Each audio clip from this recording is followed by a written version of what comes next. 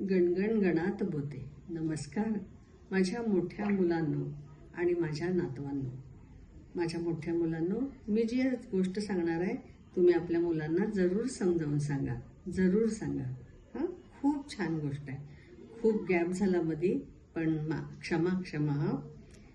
ऐका तर, 1951 मध्ये जेम्स हॅरिसन नावाचा 14 वर्षाचा ऑस्ट्रेलियन मुलगा हॉस्पिटलच्या बेडवर जागा झाला. तेव्हा त्याच्या छातीवर 100 टाके होते. डॉक्टरांनी नुकतेच त्याचे एक फुफ्फुस काढले होते. जगण्यासाठी त्याला पूर्णपणे अनोळखी असलेल्या लोकांकडून 13 युनिट रक्ताची गरज होती. अशी माणसे ज्यांची नावे त्याला कधीच कळणार नव्हती. त्याचे वडील रेग, त्यांचं नाव रेग होतं, रेग त्याच्या शेजारी बसले होते आणि त्यांनी असे काहीतरी सांगितले त्याला की ज्याने जेम्सचे आयुष्य बदलून गेले. तू आज फक्त म्हणूनच जिवंत आहेस कारण लोकांनी रक्तदान केलं. तिथेच जेम्सने एक वचन दिलं. 18 वर्षाचा झाल्याक्षयी तो रक्तदान करेल. ज्या रक्ताच्या भेटीने त्याचे प्राण वाचले होते त्याची परतफेड त्याला करायची होती. पण एक समस्या होती. काय बरं समस्या होती? जेम्सला सुयांची प्रचंड भीती वाटायची. तरीही 1954 मध्ये ज्या दिवशी तो रक्तदान करण्यास पात्र झाला, तो रक्तदान केंद्रात गेलाच. तो खुर्चीवर बसला, छताकडे पाहू लागला आणि परिचारिकेला म्हणजे नर्सला सुई टोचू दिली. त्याने सुईकडे कधीच पाहिले नाही, एकदाही नाही. सलग 64 वर्षे त्याने ते कधीच पाहिले नाही. जेम्सला माहीत नव्हते की त्याचे रक्त इतरांपेक्षा वेगळे होते. काही वेळा रक्तदान केल्यानंतर डॉक्टरला काहीतरी विलक्षण आढळले. त्याच्या प्लाझ्मामध्ये एक अतिशय दुर्मिळ अँटीबॉडी होती जी कदाचित लहानपणी त्याला मिळालेल्या अनेक रक्त संक्रमणामुळे तयार झाली होती. ही अँटीबॉडी रेसस नावाच्या जीवघेण्या आजाराला रोखू शकत होती. या शोधापूर्वी ऑस्ट्रेलियात दरवर्षी हजारो अर्भके दगावत होती, म्हणजे छोटी बाळं. जेव्हा RH निगेटिव्ह रक्त असलेली गर्भवती महिला RH पॉझिटिव्ह बाळाला जन्म देणार असे तेव्हा तिचे शरीर बाळाच्या रक्तपेशीवर हल्ला करत असे. यामुळे गर्भपात, मृत अर्भकाचा जन्म किंवा बाळाच्या मेंदूला कायमस्वरूपी इजा व्हायची. जेम्सच्या रक्ताकडे याचे उत्तर होते. डॉक्टरांनी त्याला विचारले की तो प्लाझ्मा दान करू शकेल का? याचा अर्थ 20 मिनिटांऐवजी 90 मिनिटांचे सत्र आणि उर्वरित आयुष्यात दर काही आठवड्यांनी केंद्रात येणे. जेम्सने आपल्या भीतीचा विचार केला.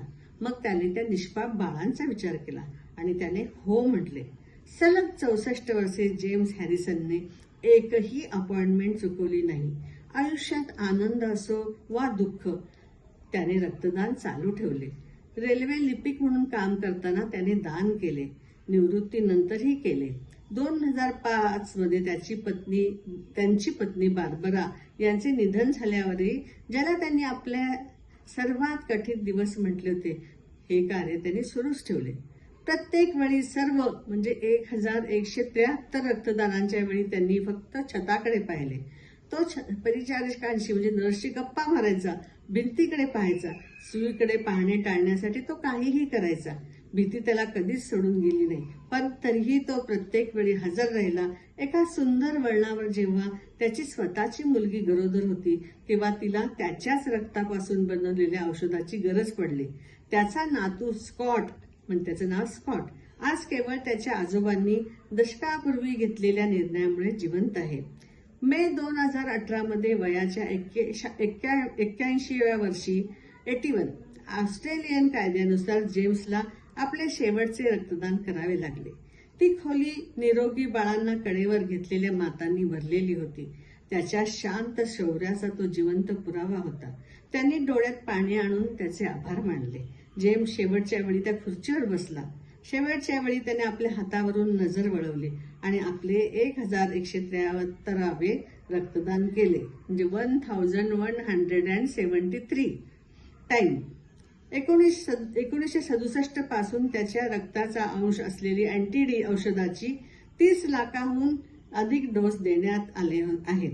शास्त्रज्ञांच्या अंदाजानुसार त्याच्या योगदानामुळे केवळ ऑस्ट्रेलियात अंदाजे 24 लाख बाळांचे प्राण वाचले. जेव्हा लोक त्याला हिरो नायक म्हणायचे तेव्हा तो ते नम्रपणे नाकारायचा. तो म्हणायचा, मी एका सुरक्षित खोलीत रक्तदान करत असतो. ते मला कॉफीचा कप आणि खायला काहीतरी देतात आणि मग मी माझ्या वाटेला लागतो. यात कोणतीही अडचण किंवा कष्ट नाहीत. 17 फेब्रुवारी 2025 रोजी जेम्स हॅरिसन यांचे झोपेतच निधन झाले. ते 88 वर्षाचे होते. मुलांनो, आपण अनेकदा चित्रपट किंवा इतिहासाच्या पुस्तकात नायक शोधतो. अशी माणसे ज्यांच्याकडे महाशक्ती, संपत्ती किंवा प्रसिद्धी असते. पण कधी कधी नायक असा कोणीतरी असतो जो 64 वर्षे आपले एक छोटेसे वचन निष्ठेने पाळतो.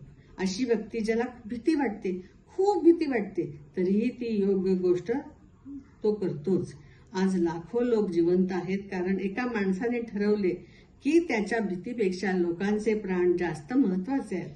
भीती वाटत असतानाही तुम्ही धैर्याने अशी कोणती गोष्ट करू शकाल मुलांनो? आज अधिक महिन्याचा शेवटचा दिवस आहे आणि अधिक महिन्यात दानाचे, तसं दान हे फार मोठं पुण्य कार्य आहे, पण अधिक महिन्यात त्याला जास्त महत्व आहे आपल्या हिंदू संस्कृतीमध्ये. पण आता ह्याचं दान तुम्ही लक्षात घ्या बरं, किती मोठं दान त्यानं केलं असेल. तर मुलांनो, या गोष्टी तुमच्या आईकडनं, बाबांकडून समजून घ्या आणि असंच चांगलं वागण्याचा प्रयत्न करा. तुमच्या आजीचे आशीर्वाद तुमच्या सोबत आहेत आणि परमेश्वराचे आशीर्वाद माझ्या सोबत आहेत. नमस्कार.